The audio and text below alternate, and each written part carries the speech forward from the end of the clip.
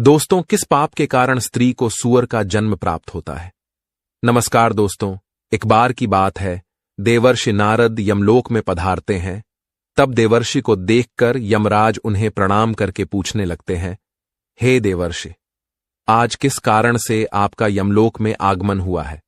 अवश्य ही कोई महत्वपूर्ण समाचार लेकर आए होंगे।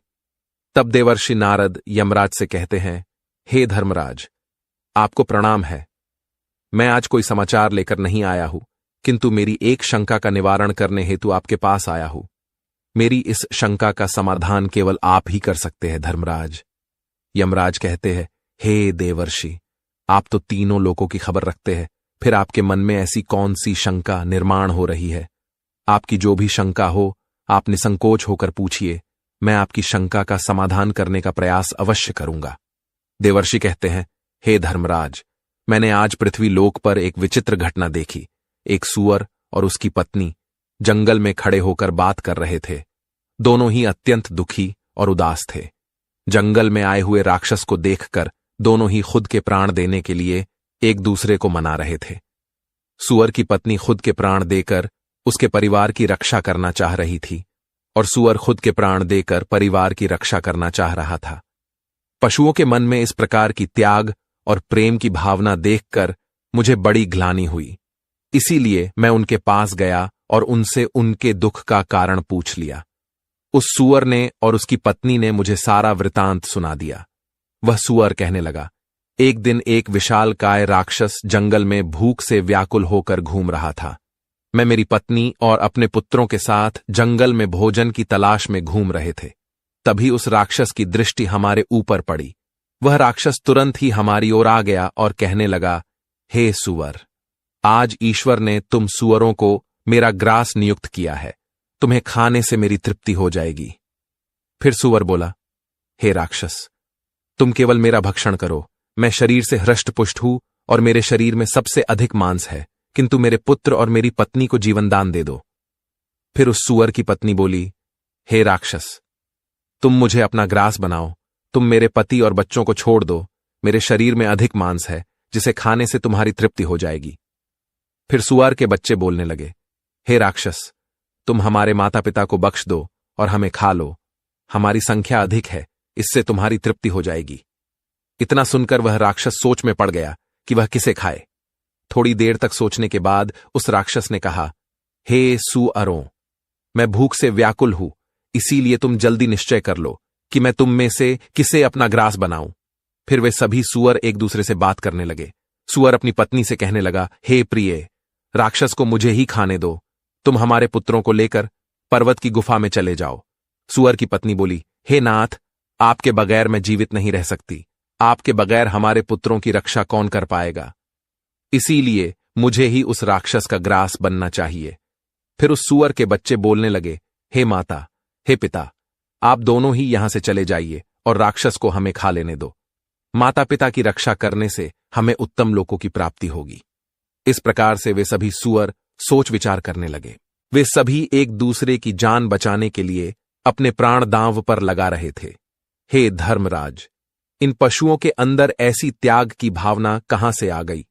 पिछले जन्म में वे दोनों कौन थे और किस कारण से उन दोनों को सूअर का जन्म प्राप्त हुआ है? मैं इसी विषय में जानने के लिए आपके पास आया हूं। यमराज कहते हैं, हे देवर्षि, आपने उचित ही प्रश्न किया है और आप सत्य कह रहे हैं। वह सूअर और उसकी पत्नी पिछले जन्म के पाप कर्म के कारण ही इस जन्म में सूअर बने हैं।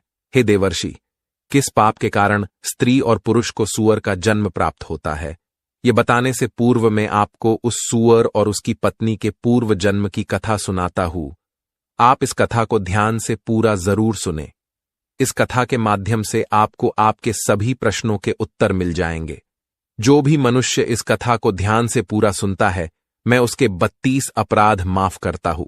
देवर्षि कहते हैं, हे धर्मराज, मैं इस वृतांत को सुनने के लिए उत्सुक हूं। कृपया आप मुझे वह कथा सुनाइए। फिर यमराज देवर्षि को उस सूअर और उसकी पत्नी के पूर्व जन्म की कथा सुनाने लगते हैं।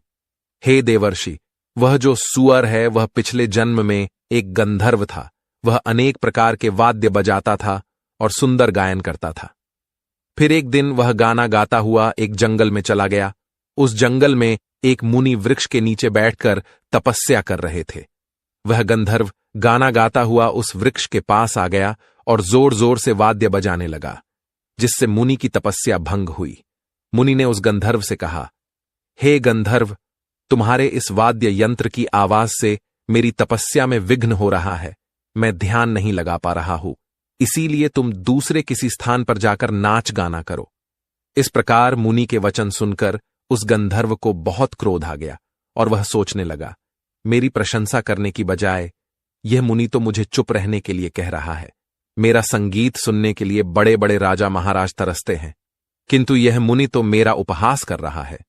गंधर्व उस मुनि से कहता है, हे मुनि, आप तो बड़े मूर्ख और निर्दयी हैं। मैं कितना सुंदर और मोहित करने वाला संगीत बजा रहा हूं और आप मेरा अपमान कर रहे हैं। गंधर्व के इस प्रकार के निष्ठुर वचन सुनकर मुनि को क्रोध आ गया और मुनि कहने लगे, हे गंधर्व, तुमने अपनी मर्यादा की सभी सीमाओं को लांघकर मेरा अपमान कर दिया है। मेरी तपस्या में तुमने विघ्न डाला है। क्या तुम्हें किसी ने सिखाया नहीं है कि बड़े बुजुर्गों से कैसे बात करनी चाहिए? गंधर्व हंसता हुआ कहता है, हे मुनि, आप तो मुझे मूर्ख दिखाई दे रहे हैं। मेरे संगीत का आप अपमान कर रहे हैं, जिसका गुणगान तो देवता भी करते हैं। इससे मुनि और भी भड़क गए और उन्होंने उस गंधर्व को श्राप देते हुए कहा, हे गंधर्व, तुम्हें तुम्हारी विद्या पर अति घमंड हो गया है, इसी कारण से तुम मेरा अपमान कर रहे हो। जाओ, मैं तुम्हें श्राप देता हूं कि तुम्हारी संपूर्ण विद्या नष्ट हो जाए और तुम सूअर बन जाओ। मुनि के द्वारा श्राप देते ही वह गंधर्व एक सूअर में बदल गया और उसकी सारी विद्या नष्ट हो गई। फिर वह मुनि से क्षमा याचना करने लगा और कहने लगा, हे मुनि, मुझे क्षमा कीजिए, मुझे मेरे ज्ञान पर अहंकार हो गया था।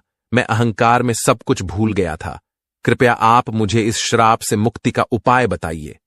तब मुनि ने उसे उपाय बताते हुए कहा, हे गंधर्व, भविष्य में सूर्यवंश के सम्राट इक्ष्वाकु के द्वारा तुम्हारा वध हो जाएगा और तुम्हें इस सूअर के जन्म से मुक्ति मिल जाएगी। फिर यमराज कहते हैं, हे देवर्षि, हमने आपको उस सूअर के पूर्व जन्म का वृतांत सुना दिया है। अब हम आपको उस सुअरनी के पूर्व जन्म का वृतांत सुनाते हैं, ध्यान से सुनिए। हे देवर्षि, प्राचीन काल में कलिंग नाम के देश में वसुदत्त नाम का एक श्रेष्ठ ब्राह्मण रहता था। उस ब्राह्मण की सुदेवा नाम की एक पुत्री थी, जो बहुत ही सुंदर थी। ब्राह्मण ने अपनी पुत्री को बड़े लाड़ प्यार से पाला था। जब वह लड़की जवान हुई तो उसकी सुंदरता बहुत अधिक बढ़ गई। उसकी मुस्कान बहुत ही मनमोहक थी। उसकी जवानी और सुंदरता को देखकर ब्राह्मण की पत्नी को बड़ा भय लगने लगा। वह अपने पति से आकर कहने लगी, हे नाथ, हमारी पुत्री अब जवान हो चुकी है, आप जल्दी से कोई वर देखकर इसका विवाह करा दीजिए। पिता के घर में जवान पुत्री को अधिक समय तक रखना अनुचित होता है। फिर वह ब्राह्मण कहता है, हे प्रिय, तुम उचित कह रही हो, किंतु मुझे सुदेवा अत्यंत प्रिय है। मैं इसे अपनी आंखों से दूर नहीं होने देना चाहता, इसीलिए इसका विवाह मैं उसी पुरुष के साथ करूंगा जो इसके साथ हमारे घर पर ही रहे। फिर एक दिन शिव शर्मा नाम का एक विद्वान ब्राह्मण उसके घर पर आता है। जब वसुदत्त उस जवान ब्राह्मण को देखता है तो उसके कुल और गोत्र के बारे में पूछ लेता है और उसके सामने अपनी पुत्री के साथ विवाह करने का प्रस्ताव रखता है, जिसे वह शिव शर्मा स्वीकार लेता है। और फिर वसुदत्त अपनी पुत्री सुदेवा का विवाह उस ब्राह्मण के साथ कर देता है और फिर वह शिव शर्मा सुदेवा के साथ उसी के घर पर रहने लगता है। सुदेवा को अपने रूप और सौंदर्य पर अत्यंत घमंड होता है। इसी कारण से वह शिव शर्मा के साथ बुरा व्यवहार करने लगती है। वह उसके साथ क्रूरतापूर्ण आचरण करती थी, कभी उसे सम्मान भी नहीं देती थी, दिन रात पति का अपमान करती थी। वह न कभी पति के चरण स्पर्श करती और न कभी उसकी सेवा करती। पति से पहले सोती थी, पति के जागने के बाद जागती थी, पति से पहले ही भोजन करती थी। उसने अपने पति को उसके शरीर को कभी स्पर्श तक नहीं करने दिया और न कभी उसके साथ संबंध बनाया। सुदेवा के इस प्रकार के आचरण को देखकर उसकी मां को बड़ा दुख हुआ। उसने सुदेवा को कई बार समझाने का प्रयास किया, किंतु सुदेवा लाड प्यार से बिगड़ चुकी थी, किसी की एक नहीं सुनती थी और स्वच्छंद होकर विहार करती थी। अपनी सहेलियों के साथ समय व्यतीत करती थी। पति की आज्ञा लिए बगैर ही बाहर घूमने जाया करती थी। अपनी पत्नी के इस प्रकार के दुर्व्यवहार से शिव शर्मा बहुत दुखी हो गया और एक दिन उसने अपनी पत्नी को त्याग देने का निर्णय लिया। शास्त्र कहते हैं, स्वेच्छाचारिणी पत्नी के साथ कभी नहीं रहना चाहिए। जो स्त्री पति का अपमान करती है, उसके भोजन से पहले भोजन करती है, वह नरकगामी बन जाती है। फिर एक दिन शिव शर्मा अपनी पत्नी को छोड़कर घर से चला गया। शिव शर्मा के चले जाने से वसुदत्त को बड़ा दुख हुआ। उसे अपनी भूल का पता चला। वह अपनी पत्नी से कहने लगा, हे प्रिय, हमारे दामाद घर को छोड़कर चले गए हैं। इसका कारण हमारी पुत्री सुदेवा ही है। सुदेवा पापचारिणी है। उसी के अन्याय के कारण दामाद चले गए हैं। वसुदत्त की पत्नी कहती है, हे स्वामी, आप ही के लाड़ प्यार के कारण सुदेवा बिगड़ गई है। अब आपको ही कुछ करना चाहिए, नहीं तो अनर्थ हो जाएगा। समाज में हमारा क्या मान रह जाएगा। फिर वसुदत्त कहता है, अब मुझे क्या करना चाहिए। वसुदत्त की पत्नी कहने लगी, हे स्वामी, पिता के घर में रहने वाली कन्या दुराचारिणी बन जाती है। इसीलिए विवाह के बाद पुत्री को कभी पिता के घर में नहीं रखना चाहिए। पिता के घर में रहने वाली कन्या कुल का नाश करती है। इसीलिए आप अपनी पुत्री को उसके पति के पास भेज दीजिए। फिर वसुदत्त अपनी पुत्री सुदेवा के पास जाते हैं और कहते हैं, हे दुष्टा, तेरे ही कारण शिव शर्मा हमें छोड़कर चले गए हैं। हे कुल नाशिनी, तू भी अपने पति के पास चली जा, अथवा जो स्थान तुझे अच्छा लगे वहां चली जा, किंतु हमारे साथ अब तू नहीं रह सकती। इतना सुनकर सुदेवा घर को छोड़कर चली जाती है। बाहर जाने पर लोग उसे देखकर कहने लगे, अरे देखो, कुल्टा जा रही है। लोग उसे वेश्या, कुल्टा, पापिनी कहकर संबोधन करने लगे। फिर सुदेवा को अपनी गलती का एहसास हो जाता है कि विवाह के बाद स्त्री के लिए उसका पति ही सब कुछ होता है। सोने के गहने, सुंदर रूप, सुंदर सुंदर वस्त्र पहनकर भी स्त्री की शोभा नहीं बढ़ती है। स्त्री की शोभा उसके पति से ही होती है। पति के बिना स्त्री चरित्रहीन दिखाई पड़ती है। लोग उस पर बुरी नजर डालते हैं। फिर सुदेवा दुखी होकर वन में चली जाती है। अनेक दिनों तक भूखा प्यासा रहने के कारण उसका सौंदर्य भी नष्ट हो जाता है। एक दिन सुदेवा जंगल में स्थित एक झोपड़ी के पास भिक्षा मांगने के लिए जाती है।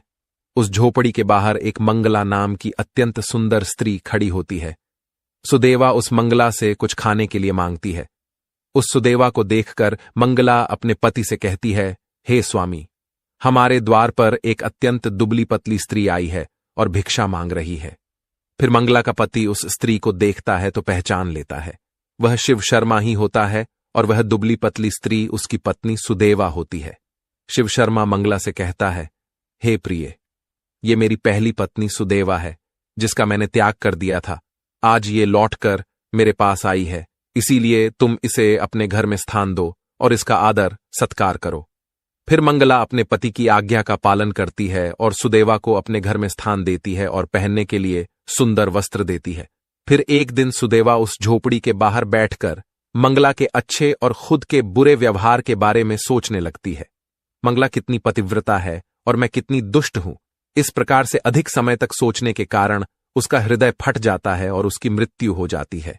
यमराज कहते हैं, हे देवर्षि, फिर उस स्थान पर मेरे 2 दूत आते हैं और सुदेवा के प्राण लेकर यमलोक चले आते हैं।